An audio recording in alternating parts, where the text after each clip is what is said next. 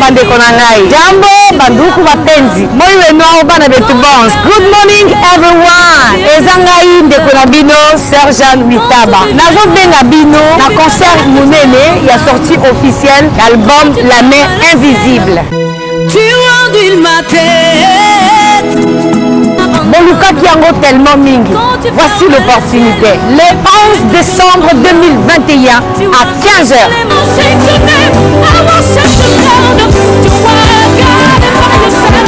Au village Chetemba, Yaka, Kouya, Kouissa, Bien, Loa, la main invisible est une puissance qui opère des choses inimaginables. Crois simplement en elle. Cordial bienvenue à tous.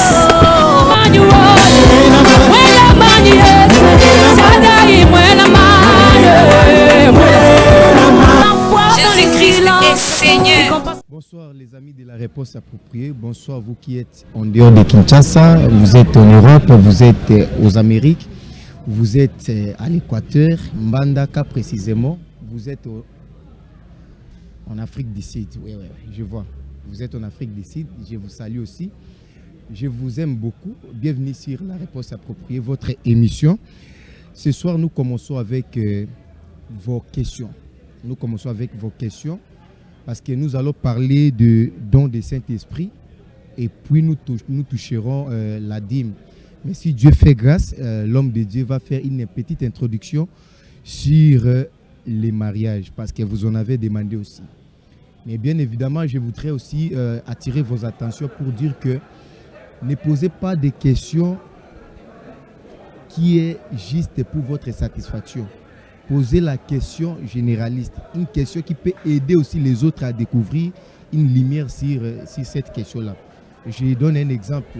Vous avez un problème particulier. Ne posez pas une question qui vous concerne vous. Posez la question qui peut aider aussi. Donc, à travers la réponse de cette question, ça peut aider aussi les autres. Partagez la vidéo. Invitez aussi les autres. Ça sera une très bonne chose. J'ai reçu pour vous Dr Kalo Kabunda de l'église de Sé au Congo qui est sur Université 83. L'homme de Dieu, bonsoir. Bonsoir. Aujourd'hui, nous allons parler de plusieurs points. Alors, j'aimerais que vous soyez aussi trop court. Si une question est posée, essayez de résumer pour que la réponse soit courte. Nous commençons avec les questions des téléspectateurs. D'abord, je vous annonce que prophète Jacques de l'Afrique du Sud a demandé forfait. Il a été convaincu par les explications. Alors là, il n'y a pas de problème, nous passons. Et les autres personnes posent maintenant la question pour savoir, Dr Kalo, il y a un magicien qui était parti acheter la magie, pensait comme si les apôtres étaient en train d'opérer avec la magie. Je parle là de l'apôtre Pierre. Le magicien est parti, lui a dit, je vais acheter ce que toi tu as. Et vous connaissez bien l'histoire. Je prends juste cette explication pour dire que vous travaillez quelque chose qui est divin. La sœur Jeanne a un produit. Maintenant, vous voulez que les producteurs puissent acheter cela et faire ces histoires. Donc, vous vendez en quelque chose l'œuvre de Dieu. Oui, merci pour la parole. D'abord, je vous ai toujours dit qu'il y a les gens qui posent des questions et qui donnent les arguments bibliques, non pas pour piéger ou pour insulter, mais seulement pour que la lumière jaillisse. Donc, je bénis Dieu pour les prophètes que vous avez dit, Jacques. Que Dieu le bénisse là où il est. Maintenant, Actes des Apôtres, chapitre 8. Donc, vous êtes en train de parler de Simon le magicien. Si une personne veut comparer Simon le magicien avec ce que maman Jeanne est en train de faire, ça peut être ou la sorcellerie, ou la mauvaise foi, ou c'est seulement l'intention de nuire. Cela n'empêche que moi j'éclaire les enfants de Dieu parce qu'il est écrit que c'est au sacrificateur qu'on demande la loi. Quelqu'un peut prendre l'écriture pour tordre le sens et pour nuire avec les gens. Le cas de Maman Jeanne, nous avons démontré clairement que dans la Bible, Dieu a dit donner gratuitement et nous donnons gratuitement. Dans nos assemblées, quand nous prêchons, nous ne demandons pas de l'argent. Deuxièmement, nous avons dit que si nous voulons faire un travail qui nous exige l'argent, si on n'a pas l'argent, nous avons les gens, l'Église n'a pas l'argent, nous avons les gens qui ont les dons de libéralité. Si ces gens-là ne sont pas là, Dieu peut susciter une pierre.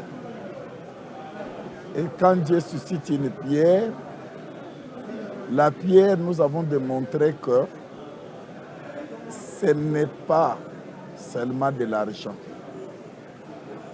Dieu a utilisé l'âne pour transmettre le message. Dieu avait besoin de quelqu'un qui pouvait transmettre le message à Balaam. Il a utilisé l'âne. Et l'âne a transmis le message. Dieu peut utiliser un païen, utiliser un producteur pour nous faciliter la tâche d'aller prêcher. La maman Jeanne, c'est comme j'avais dit la fois passée. Au moins que les gens ne veulent pas comprendre parce qu'ils veulent nuire. Car c'est Dr Kalo, car c'est l'Université 83. Et puis quelqu'un, quand il est insolent, il n'a pas reçu une bonne éducation, profite de cela pour montrer son arrogance. Cela montre seulement qu'il n'y a pas seulement la bienséance. Quand un enfant est déjà mal éduqué, il n'aura pas d'égard à respecter même ceux qui l'ont prêché, ceux à qui il ne pouvait même pas s'approcher. Il en profite. Mais puis nous savons qu'il y a aussi les huissiers, les gens qu'on envoie sur Facebook pour parler. Mais en bref, on ne peut pas comparer Simon le magicien avec ce que Maman Jeanne fait. Ce que Maman Jeanne fait, c'est comme il a un message et que quelqu'un a une salle. La personne dit que si vous voulez accéder dans cette salle, vous me donnez 30 000 $. Moi, quand il prend c'est un commerçant. C'est comme je disais que c'est un païen. Les gens peuvent interpréter mal. Quand on dit que RTI, c'est un païen, ça veut dire que RTI, c'est une personne morale. Les gens doivent grandir à faire la différence entre Dr Kalo et la société RTI.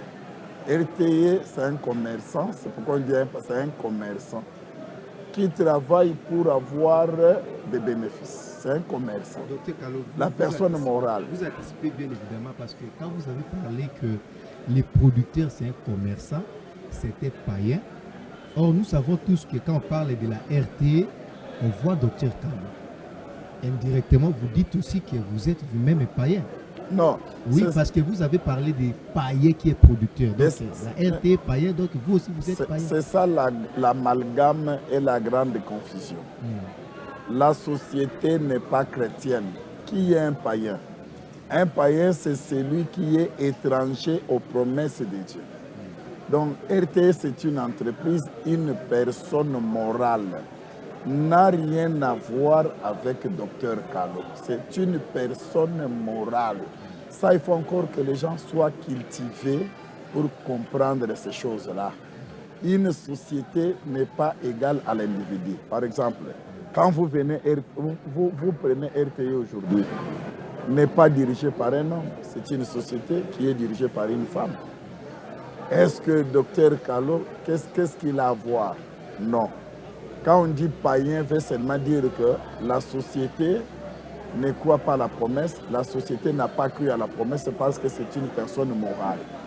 Maintenant, comparer la sœur Jeanne avec Simon le magicien, c'est une aberration, c'est aussi de l'ignorance, ne pas saisir les choses de Dieu. Pourquoi? Parce que c'est comme nous louons les salles de gauche à droite pour prier. Simon le magicien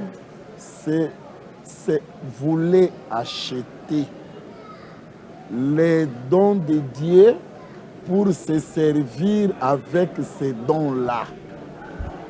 Mais le producteur, étant une personne morale, n'a pas besoin du message ou les dons que la sœur Jeanne a.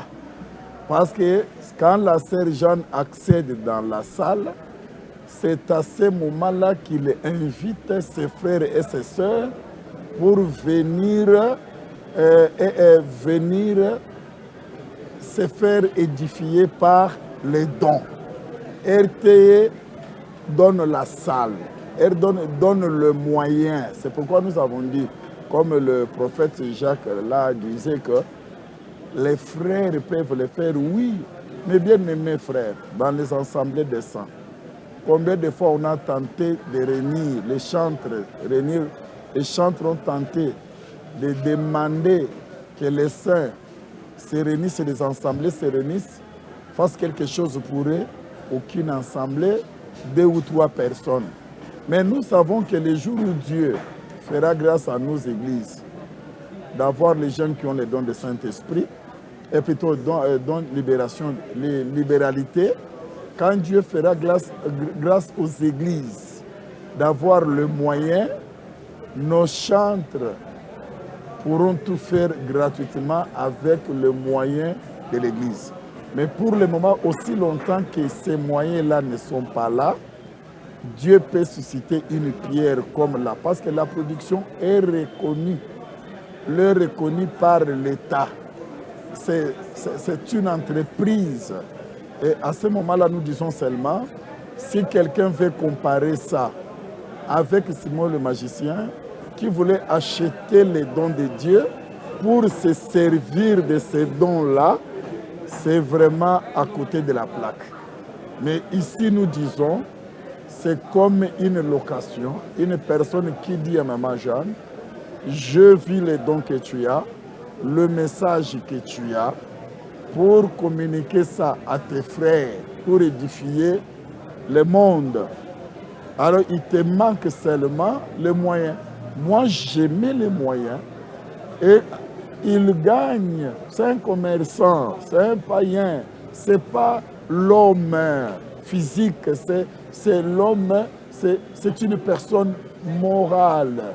Et la personne qui a son argent ne touche pas les dons de la sœur Jeanne. Ne prend pas les dons de la sœur Jeanne ou les produits de la sœur Jeanne. Non. Lui s'arrête à donner la salle. La sœur Maman Jeanne, qui s'est produit le 11 à Chétéba, travaille pour les saints. Donc comparer ça, ça montre qu'il y a encore un long chemin à faire à ceux qui se prostituent avec les Écritures. Donc Dieu peut susciter un païen. Vous savez que même les prostituées, j'ai vu un prédicateur qui enseigne dans son église, que toutes les prostituées, si les prostituées font la prostitution, ils les amènent l'argent à l'église. Il ne faut pas prendre cet argent-là. Mais c'est faux. La prostitution est condamnable dans la Bible. Une femme qui se prostitue mérite de recevoir Jésus. Mais l'argent qu'il a dans la prostitution, cet argent, c'est le bien mal acquis. Et le bien mal acquis, Dieu a prévu qu'on doit mener ça chez le sacrificateur. C'est nous les sacrificateurs que Dieu donne. Donc, c'est un bien mal acquis. C'est un bien mal acquis. Non, mais c'est la Bible qui dit dans le livre de Deutéronome, le bien mal acquis, c'est le sacrificateur. On doit donner ça au sacrificateur. Il n'y a pas à réfléchir. Le Dieu peut utiliser le païen à nous acheter une parcelle. Dieu peut utiliser le païen à louer pour nous une salle. Dieu peut susciter le païen, nous amener les instruments. Hiram a été là. Donc Dieu peut utiliser un païen pour que... C'est pourquoi j'étais d'accord avec le prophète Jacques là, de l'Afrique du Sud qui a dit je dis oui, c'est un des aspects. Donc, Dieu peut faire que les enfants de Dieu se réunissent, les assemblées se réunissent, cotisent et que la serre puisse jouer. Mais pour le moment, on a tenté rien. Mais cela n'empêche pas aussi, c'est un des moyens, cela n'empêche pas aussi, Dieu peut utiliser un producteur, le producteur est reconnu dans la parole. Donc c'est une société qui est reconnue. Donc voilà un peu, je voulais dire que comparer les deux, c'est vraiment une erreur grave. Merci, Dr Kalo. J'ai lu un peu ces programmes. Vous avez posé la question sur les programmes de culte ordinaire à l'Université 83. Donc, mardi, mercredi et jeudi. Mardi, mercredi et jeudi pendant la semaine, c'est de 16h30 à 19h30. Et puis, dimanche, de 7h30 à 11h30. Voilà. Mais pendant la fête, pendant les séminaires, comme nous sommes en train de voir là, c'est du lundi au lundi. Donc, il n'y a pas pause. Sauf vendredi, c'est la nuit. Vendredi, c'est la nuit, Dr Kalo.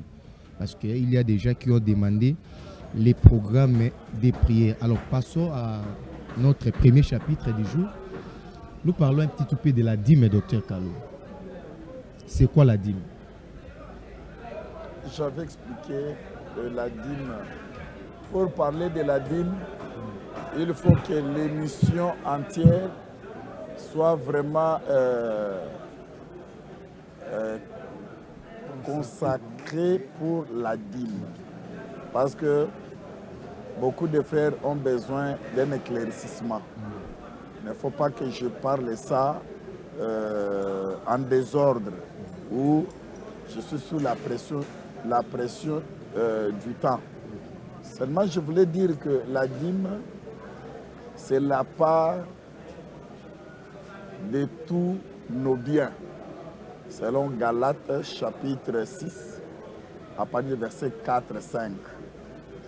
La Bible dit d'abord dans Proverbe que servons Dieu avec tous nos biens.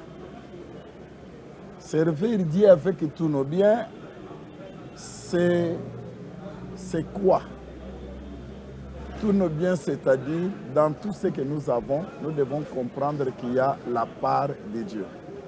La part de Dieu, il y a l'offrande, il y a l'aumône, il y a la dîme, il y a les dons volontaires. Tout ça, ça compose la part de Dieu. Et dans l'ancienne alliance, Dieu a utilisé Moïse pour expliquer ce que Abraham n'a pas dit. Dans Genèse, il est dit seulement que Abraham donna la dîme. C'est tout. Parce qu'il y a une grande confusion chez les gens qui disent la dîme, c'était seulement l'argent. Mais nous allons expliquer ces choses parce que j'aimerais avoir beaucoup de temps avec votre permission. Donc, Genèse, Abraham, dans la grâce, a parlé de la dîme tout court. Maintenant, un pédagogue est venu dans la loi pour expliquer en disant la dîme en question, c'est le 1/10. Et l'apôtre Paul, vous voyez comment les choses marchent. L'apôtre Paul, quand il vient, il appelle ça la part de tous nos biens. Lui-même encore, l'apôtre Paul dira que c'est la part des biens-là.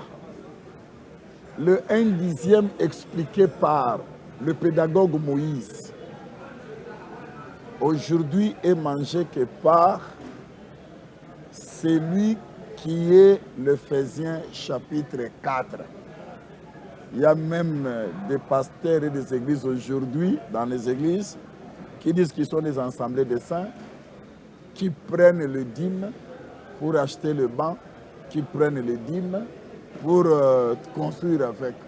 Ça doit être avec la permission de l'Éphésiens 4. S'il faut revenir à votre question, c'est que dans tout ce que l'homme aura, Dieu doit être le premier. Et le premier, c'est un dixième. Un dixième. C'est ça la dîme. C'est un dixième. Et le premier, c'est l'offrande, c'est l'aumône, c'est le don volontaire. C'est pourquoi tu verras que quand vous utilisez tout ça, vous n'aurez pas seulement la dîme. L'argent que vous devez donner, c'est plus que même la dîme. Donc la dîme, s'il faut revenir à votre question, c'est le 1/10 selon le pédagogue Moïse. C'est le 1/10 selon les pédagogues. L'explication est tellement claire, docteur Kalou. Alors, pourquoi la dîme? Vous avez dit c'est le 1/10. Mais alors, pourquoi on doit donner la dîme? C'est comme ça que je disais. D'abord, le pourquoi de Moïse. Pourquoi Moïse doit venir parler de l'1/10? Parce que dans la grâce avec Abraham, Dieu s'était tu. Le pourquoi d'avoir appelé la loi les pédagogues. Donc la loi explique que maintenant le 1/10 là. Maintenant, votre question est de savoir la dîme sert à quoi? Je vous ai donné 1 Corinthiens chapitre 9. La dîme appartient à ceux qui travaillent dans le temple. Jadis, dans le temple, il y avait des institutions. Entre autres, les Lévites et le sacrificateur. Mais dans la nouvelle alliance avec les apôtres, quand Jésus est venu, dans le sacerdoce royal, que tout le monde crie sacerdoce royal, Dieu a laissé comme institution les anciens, les diacres. Mais l'Éphésiens 4 qui travaillent comme les anciens dans l'église, eux là travaillent dans le temple. Le temple, Paul a appelé ça aujourd'hui annoncer l'évangile. Annoncer l'évangile, c'est différent d'un frère qui va aller gagner les âmes dans la rue. Un gagneur d'âmes, parce qu'il annonce l'évangile, il a le droit de manger la dîme, mais non. C'est-à-dire, c'est lui que Dieu a appelé pour parfaire d'autres frères. On les appelle Éphésiens chapitre 4. Il est écrit, il a établi les uns comme pasteurs, docteurs, prophètes et apôtres. Ce n'est pas comme vous entrez dans certaines églises de branhamistes auxquelles le pasteur lui-même, les dîmes lui appartient, il mange ça à gogo parce que c'est son église. Mais l'Éphésiens 4, ce n'est pas un seul individu, c'est-à-dire là où il y a le ministre qui annonce l'évangile, c'est un salaire pour eux et n'ont pas droit à travailler comme hier, mais ils sont aujourd'hui dans le ministère et c'est leur salaire. Donc c'est le salaire des ministres de Dieu. Parce que vous avez parlé de ça, docteur Kalou. Nous voyons aujourd'hui quelqu'un qui est prédicateur dans des bis. Après sa prédication, il demande même la dîme. Quelqu'un qui est prédicateur dans les marchés, après la prédication, il demande l'offrande, après il demande encore la dîme. Normalement, qui peut recevoir la dîme? Je vous donne Nombre chapitre 18. Je vous donne encore Galates chapitre 6, à partir du verset 4. Si tu vois quelqu'un dans le bis, après avoir, cela c'est un gagneur d'âme. Après avoir gagné d'âme, il fait l'offrande, c'est un cupide. Si vous voyez quelqu'un dans le bis ou dans la rue, après avoir prêché même au marché, après avoir prêché, il commence à récolter l'argent, c'est un cupide. prendre la dîme, c'est un cupide. La dîme, on amène ça dans la maison des trésors, dans l'église. Donc le marché, ce n'est pas une église, le bus, ce n'est pas une église. Quand on dit église, c'est une institution aussi. Donc c'est une erreur. Docteur Kalo, nous avons compris où est-ce qu'on peut donner la dîme, c'est-à-dire à l'église. La maison des trésors aujourd'hui, c'est l'église. Parlez-moi un peu des dîmes, docteur Kalo. Parce qu'aujourd'hui, Dîme de dîme, c'est oui. une offrande. Okay. Quand on dit dîme de dîme, c'est-à-dire quand le ministre reçoit la dîme, il y a des gens qui enseignent des faussetés en disant même que le ministre de Dieu ne donne pas l'offrande, le ministre de Dieu ne donne pas la dîme. Ce sont que des gens mal affermis, mal enseignés. Il faut chercher à savoir ces gens-là, où est-ce qu'ils ont appris la Bible, qui a été leur géniteur. Alors, la dîme des dîmes, c'est l'argent que celui qui reçoit la dîme donne. C'est une offrande des ministres de Dieu. Docteur Kalo, vous donnez aussi quoi, l'offrande? Obligé. Vous donnez l'offrande. Donner à qui? Vous donnez l'offrande pendant l'église. Mais si je ne donne pas l'offrande, je n'ai pas le Saint-Esprit. Ok. Je n'ai pas le Saint-Esprit. Et puis je ne connais même pas les choses de Dieu. Okay, parce que l'offrande, même Dieu lui-même a donné l'offrande. Okay. Dieu donc a les donné sacrificateurs, son fils. Les ministres sont aussi censés donner l'offrande. Dieu c'est un sacrificateur. Okay. Il a donné l'offrande. Okay. Et la dîme des dîmes prend encore la place de Dieu. Okay. Dieu a une vie et il prend cette vie, il communique aux autres. Mais dans l'ancienne alliance, ne pouvait recevoir la dîme des dîmes qui est le souverain sacrificateur. Aujourd'hui, qui peut recevoir la dîme des dîmes? Je ne sais pas les souverains sacrificateurs qui pouvaient recevoir la dîme. Ça, c'est une erreur. La dîme des dîmes. Donc, je reprends. Aujourd'hui, Dieu a fait de nous le royaume des sacrificateurs. Okay. Aujourd'hui, les ministres de Dieu, ce sont les souverains sacrificateurs. Tous les frères qui restent, toi et moi, vous êtes des sacrificateurs. Il y a un souverain sacrificateur, celui-là qui est jugé de double honneur. Ça, c'est donc bibliquement. Donc, on peut appeler aujourd'hui, parce que quand vous lisez dans le livre d'Apocalypse chapitre 1, il a fait de nous le royaume des sacrificateurs. Tout le monde est sacrificateur. Mais parmi les sacrificateurs, il y a un souverain. C'est celui qui est jugé de double honneur. C'est là où l'apôtre Paul avait ramassé l'écriture qui est dans 1 Timothée 5. Ceux qui enseignent les anciens soient jugés de double honneur. Alors, les souverains sacrificateurs, la dîme des dîmes est mangée par tous les ministres. C'est la dîme des dîmes, c'est l'offrande, autrement dit, c'est l'offrande d'un homme de Dieu. Parce que c'est lui qui perçoit la dîme et c'est lui qui donne aussi. Donc, c'est ce qu'on appelle l'offrande. Et quand un homme de Dieu ne donne pas la dîme en disant que le souverain sacrificateur aujourd'hui, c'est Jésus. Donc, il a tout spiritualisé. Il est à côté de la plaque. On doit encore l'enseigner. Donc, quand vous entrez en matière de la dîme, parlant des souverains sacrificateurs, à ce moment-là, automatiquement, vous avez tous les frères qui sont des sacrificateurs, mais celui qui a double honneur, celui qui les enseigne, qui a la supériorité sur eux, c'est celui-là maintenant qu'on dit souverain. Donc, c'est-à-dire il a double honneur. Merci, docteur Kalo. Merci. C'était un chapitre très important. L'enseignement était clair. Docteur Kalo, merci beaucoup. Parce que vous avez aisément expliqué la dîme.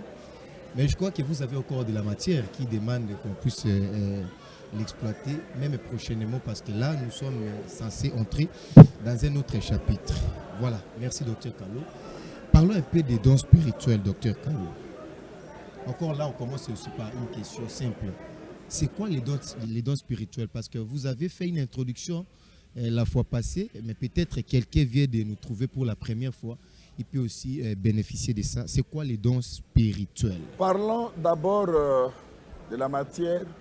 Concernant la dîme, j'avais fait la promesse, si vous me donnez le temps, faire le détail de l'ancienne alliance, de la grâce à l'ancienne alliance, de l'ancienne alliance à la grâce. Parce que c'est le cercle vicieux. Ça a commencé avec la grâce, ça nous amène dans la loi, nous revenons dans la grâce. Donc, si vous nous donnez des détails, parce que vous allez voir, il y a dîme de 3e an, dîme d'une année, il y aura une émission qui sera consacrée par beaucoup de gens de leur manière auxquelles on ne fait pas un souci là. D'accord. Mais maintenant, j'ai expliqué concernant les dons. J'ai démontré que le don, c'est une faveur que Dieu fait sur un homme pour que cet homme-là, à travers lui, que le Saint-Esprit s'exerce. Nous sommes allés dans 1 Corinthiens chapitre 12. On appelle ça le don de l'Esprit. On dit les dons de l'Esprit. Donc, ce sont les dons qui appartiennent, ce sont les services qui appartiennent à l'Esprit. J'avais expliqué aussi, l'Esprit étant invisible, l'Esprit étant Dieu, comme c'est écrit dans Jean 4, 19, Dieu est esprit. Alors, Dieu étant invisible, il se matérialise. Hein? Il s'exprime à travers les dons. Il fait grâce à la chair. C'est-à-dire, il peut faire grâce à un frère ou à une sœur. Cette grâce, c'est ce qu'on appelle la faveur. Le Saint-Esprit s'exprime à travers cette sœur, à travers ces frères-là. On appelle ça les dons pour dire que ça n'appartient pas à la personne qui l'exerce.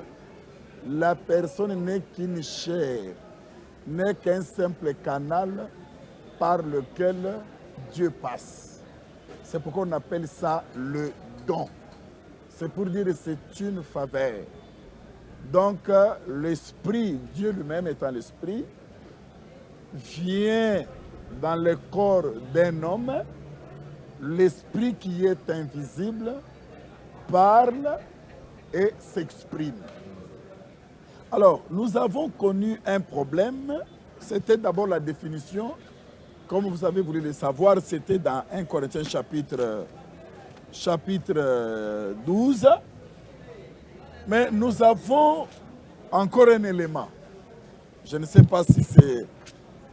Avant d'abord de continuer, je viens de dire que le Saint-Esprit est plutôt les dons. Parce qu'il y a les dons du diable, la faveur que le diable fait aussi à certaines personnes. Le diable étant aussi l'esprit, s'exprime à travers certaines personnes, le diable, et il parle de sa part. Mais les dons que vous m'aviez posé la question selon 1 Corinthiens chapitre 12, on dit que ce sont les dons de l'esprit. Alors, les dons de l'esprit, c'est quand l'esprit ou Dieu veut s'exprimer comme étant invisible, il passe à travers un homme, à travers une sœur. Les dons ne lui appartiennent pas, mais c'est les dons de l'esprit. Au moins que si vous avez une autre question. Non, je suis en train d'avancer. Nous voulons aussi comprendre l'importance des dons. Il y a un frère Rabbi, qui, votre frère, demande l'importance des dons spirituels dans une église. Est-ce que les dons spirituels sont importants dans une église? Ok, merci pour sa question. Je vais d'abord expliquer. Je prends la réponse 1 Corinthiens chapitre 14. 1 Corinthiens 14 dit ceci. Je prends à partir des versets 1 jusqu'au verset 6. Recherchez la charité.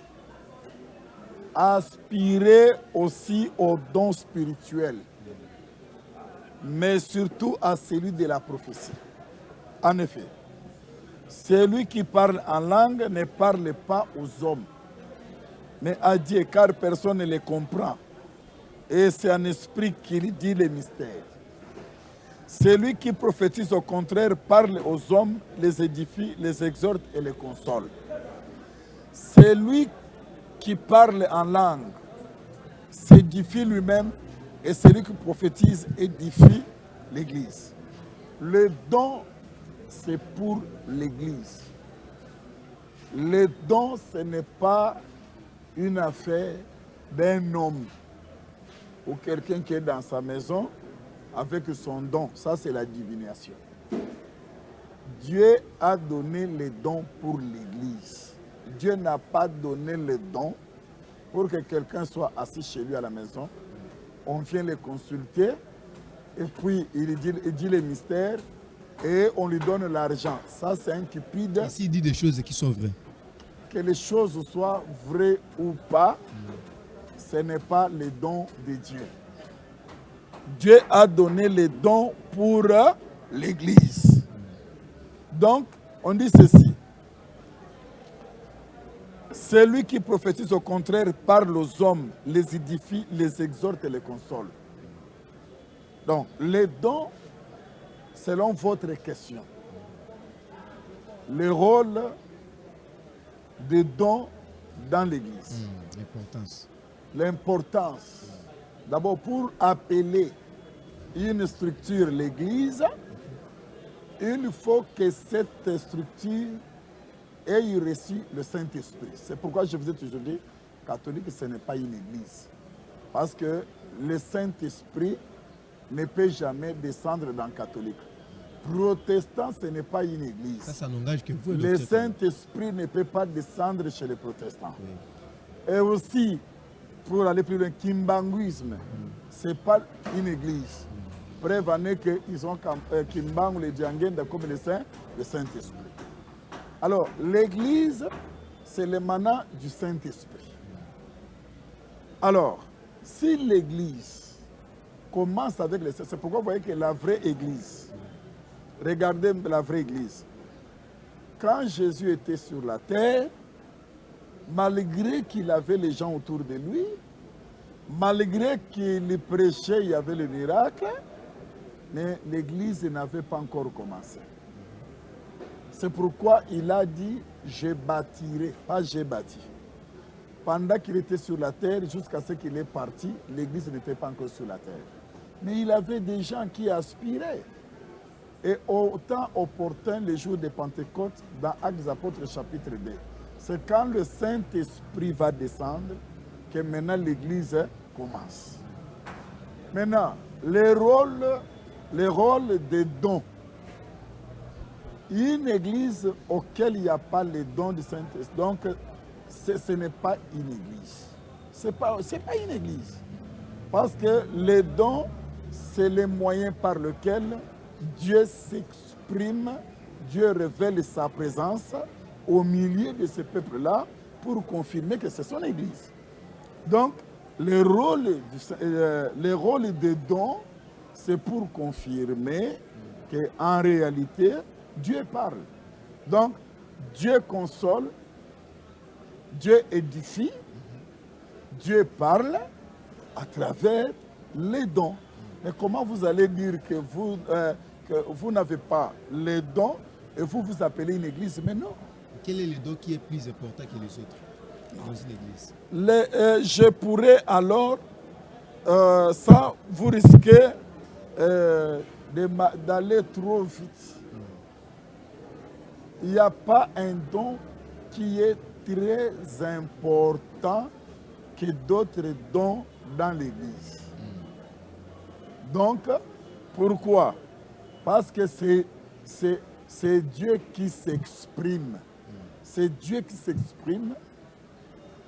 La Bible dit que dans le livre de Job, il parle tantôt d'une manière, tantôt d'une autre. Il peut décider de parler, par exemple, à travers une guérison. Une guérison, c'est le parler de Dieu.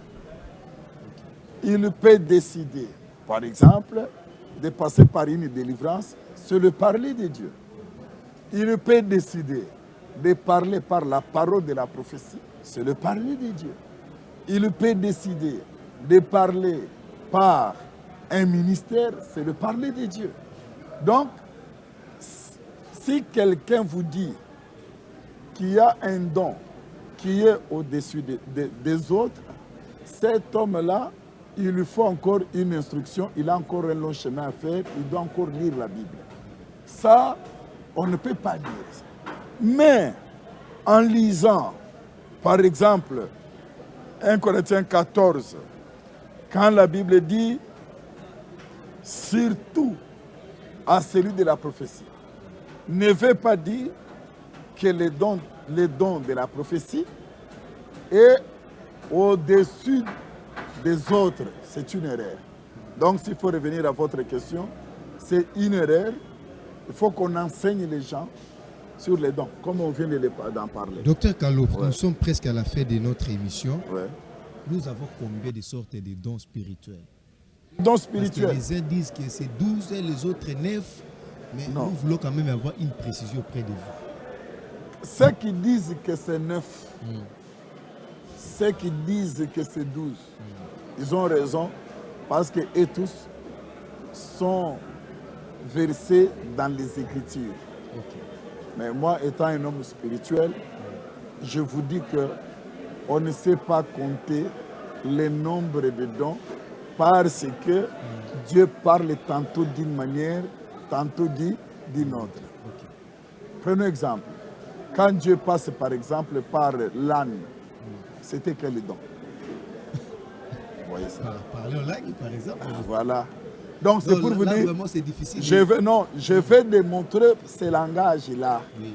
Parce que l'évangile éternel a la réponse à tout.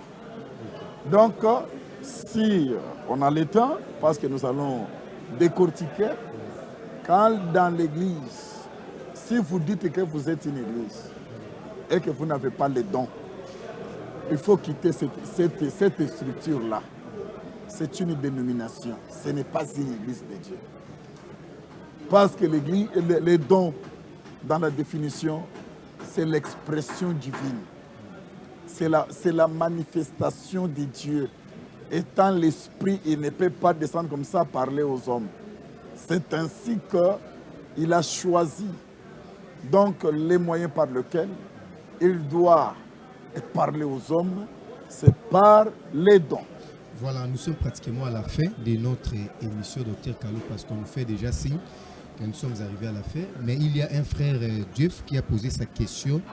Il voulait avoir la précision sur les critères des diaconats et si dans votre église, ces critères existent bel et bien.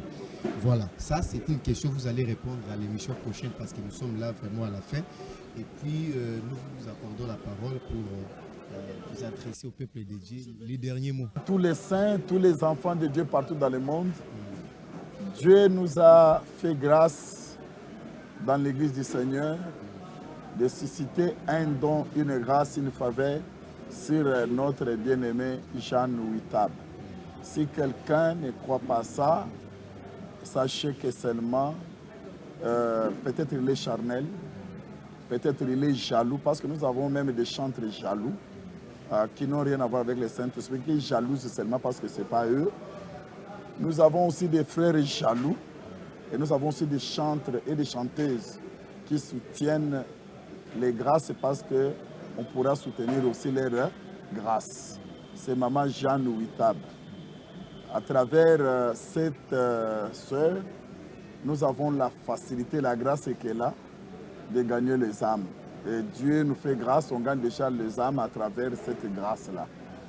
Alors, la bien-aimée, notre maman Jeanne, d'abord, elle se produit le 11 décembre à Chetemba, village Chetemba. Il y a les gens qui font l'amalgame. Il y a Chetemba comme boîte de nuit. Et au niveau des beaux marchés, je ne fais pas la pub ici, mais au village Chetemba. Donc ça sera les 11 à 15 heures. Les billets sont vendus partout. Vous pouvez appeler des frères, vous lisez la fiche, vous verrez les billets. Même chez nous ici, vous pouvez avoir aussi les billets. Je demande à tous les saints de saisir seulement que c'est une occasion. La Bible dit en toute occasion favorable ou non, prêcher la parole. Nous allons prêcher la parole. Nous allons gagner les âmes et Jésus-Christ sera glorifié. Nous demandons aux frères bien-aimés et aux sœurs de venir ce jour-là pour célébrer ensemble, pour louer ensemble et surtout soutenir les grâces. Être surtout content que dans le monde de l'évangile éternel, Dieu maintenant, nous avons beaucoup de dons, hein. Nous avons beaucoup de faveurs, nous avons des sœurs. Je vis notre sœur qui a chanté, notre bien-aimée sœur Noëlla. Noëlla d'abord, Rod est au niveau du studio. Nous avons Noëlla de l'Assemblée des Saints de Kisangani, et plutôt de Kingasani, à Kol. Donc j'ai suivi sa chanson, il m'a envoyé. Nous allons soutenir encore. Notre bien-aimée sœur Rod bientôt, ça sera la même chose. Et je profite aussi pour bénir aussi le travail qui est fait en Afrique du Sud, à Jobourg, avec le pasteur Léonard Kabunda. Que Dieu soit avec toi, que la grâce du Seigneur t'accompagne. Nous soutenons, nous soutenons la grâce. Nous, on ne soutient pas les hommes. On ne soutient pas les individus. On ne soutient pas. Nous soutenons les grâces. Toute personne qui a la grâce, on soutient. Nous savons que ceux qui combattent les autres, c'est ceux qui n'ont pas cette grâce. Merci, docteur. Donc, concert le 11 décembre à Chetemba. Nous serons ensemble à 15h. Merci. Merci à vous, fidèles téléspectateurs. Vous qui étiez avec nous dès le début de cette émission. Vous avez suivi avec beaucoup d'attention nos 2 points du jour. On a parlé sur la dîme, comment donner la dîme et qui reçoit la dîme. Nous avions parlé aussi sur les dons spirituels, mais prochainement, nous allons revenir sur les dons spirituels. Parce que s'il faut parler de la dîme, normalement, on va consacrer toute une émission vraiment pour ça. Mais la semaine prochaine, nous allons parler un petit tout peu des dons spirituels. Et si possible, l'homme de Dieu va introduire un point sur les mariages. Donc, nous allons parler aussi de ça. Alors, je voudrais aussi marteler là-dessus. Le concert est prévu le 11 décembre au village Chetemba à partir de 15h. C'est la sœur Jeanne Witaba qui va se produire là-bas.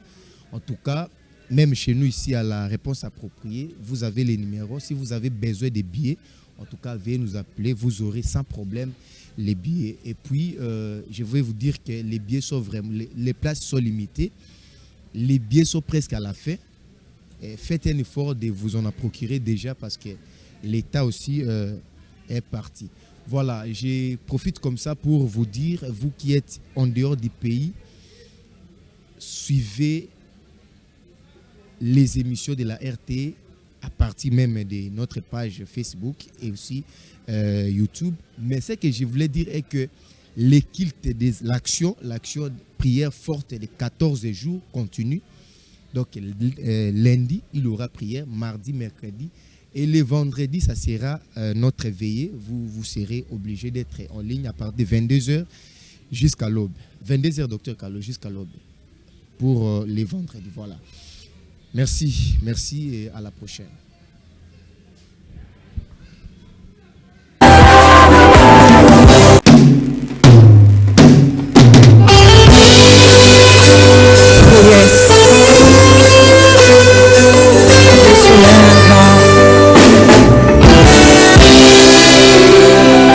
Mighty God, I bless your name. Holy One, c'est qui s'étend, à qui obéissent le vent et tempête. Et agita l'eau par la mbote na bino nyonso bandeko na ngai. Jambo banduku bapenzi, moi wenu ao bana betu bons. Good morning everyone. Eza ngai ndeko na bino Sœur Jeanne Witaba. Nazobenga bino na concert monene ya sortie officielle l'album La Main Invisible. tu enduis ma tête. Boluka qui en ont tellement mingi. Voici l'opportunité. Le 11 décembre 2021 à 15h.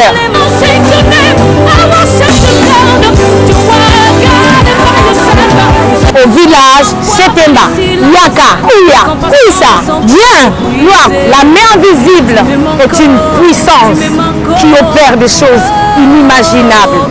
Crois simplement en elle. Cordial bienvenue à tous.